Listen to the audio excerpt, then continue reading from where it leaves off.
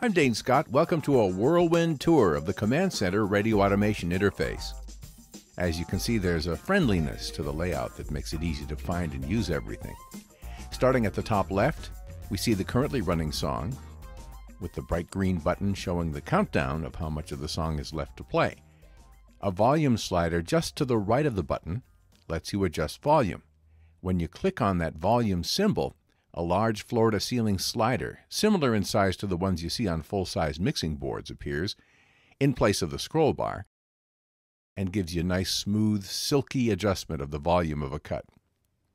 Looking at the rest of the event line, there's the name of the artist and the title, and you notice the background of the event line has shading so that it moves across like a progress bar, showing you graphically how much of the song has played and how much is left. Just beneath the current song, you see the Next to Play event, indicated by its gold button. On the far left in that event, you can see in red a running time indicating the anticipated time when that event will play. Below that is the rest of your program log, which is scrollable. You'll notice that as we scroll, the current and the Next to Play songs stay visible all the time at the top, so you always know what's playing and what's coming up, even if you're moving around in the program log. As with the Next to Play event, all the other upcoming events in the program log have items that are in red, indicating when they'll play. Those are the running times.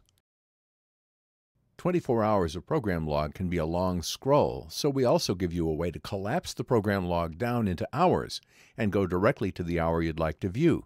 You can either hit the number 3 on your keyboard, or you can right-click and choose the Collapse into Hours option, and it displays it like this.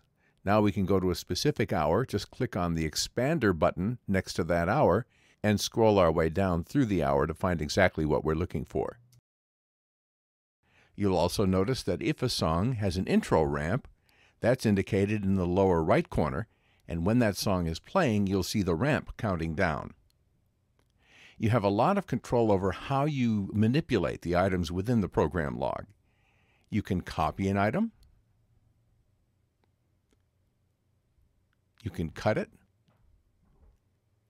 and paste it, of course. You can drag an item to the shuttle pad. That just makes a copy of it.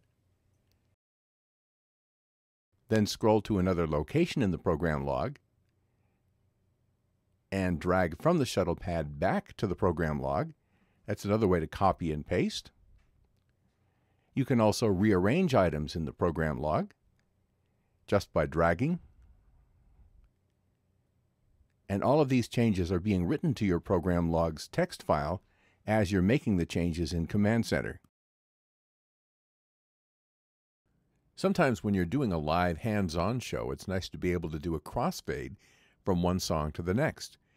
With Command Center, that's an easy process.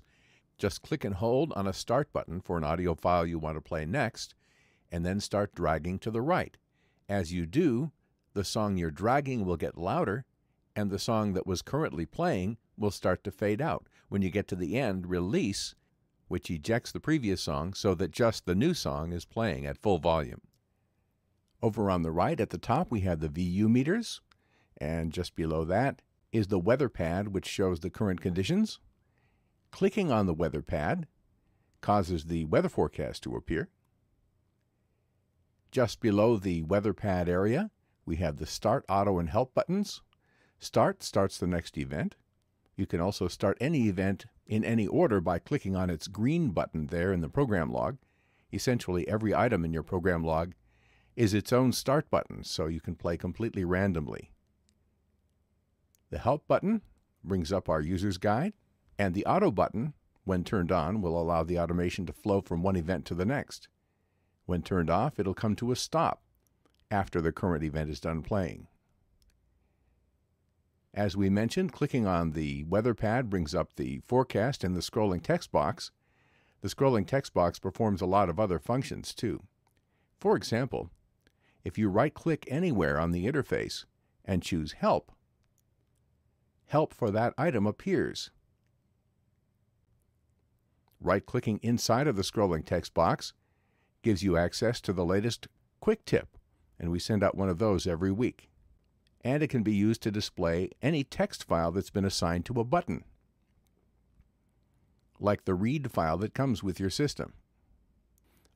All of the buttons along the right side and across the bottom can be configured, each one of them, to perform one of a dozen or more different functions, including a hot button that lets you play an audio file, a text button that lets you read text, an index card button which lets you flip through a sequence of text files just as you would index cards in the old days, a switcher button for turning switcher events on and off, such as bringing in the news or some other satellite or audio event, run buttons like our Find Song and Make Log buttons there that will bring up Lightning and Tune Stacker. You can set up any kind of program to launch off of one of those buttons.